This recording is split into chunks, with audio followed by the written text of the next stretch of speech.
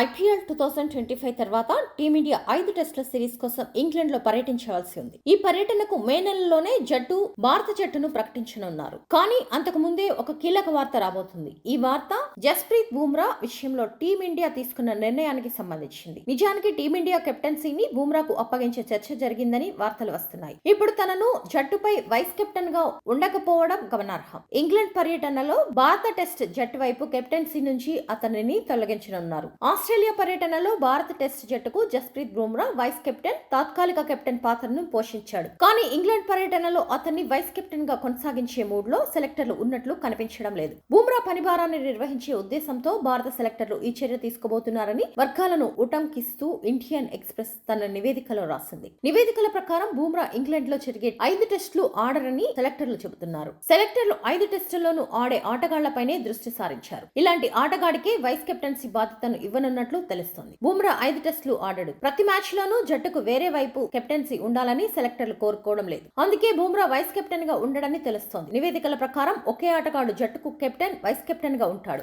అతను 5 టెస్టులకు అందుబాటులో ఉంటాడు. బోర్డర్ గవాస్కర్ ట్రోఫీ సందర్భంగా బుమ్రా కాలికి గాయమైంది. దీని కారణంగా అతడు 3 నెలల క్రికెట్ కు దూరంగా ఉన్నాడు. ఈ సమయంలో బుమ్రా ఛాంపియన్స్ ట్రోఫీలో ఆడలేదు. అతడు దాదాపు సగం ఐపీఎల్ ను కూడా కోల్పోయాడు. గత క్యాలెండర్ సంవత్సరంలో టీమిండియా తరపున అత్యధిక భారాన్ని మోపిన బౌలర్ అతనే. అతని పనిభారాన్ని నిర్వహించడానికి సెలెక్టర్లు ఇంగ్లాండ్ తో జరిగే 5 టెస్టుల్లోనూ అతన్ని ఆడించకూడదనుకుంటున్నారు. ఇప్పుడు ప్రశ్న ఏంటంటే ఇంగ్లాండ్ పర్యటనలో టీమిండియాలో బుమ్రా స్థానంలో వైస్ కెప్టెన్ ఎవరు అని. ప్రస్తుతానికి ఆ పేరు గురించి ఎవరికి ఎటువంటి సమాచారం లేదు. కానీ ఆ రేస్ లో రిషబ్ పంత్, శుభ్మన్ గిల్ పేర్లు ముందుకు రావచ్చు.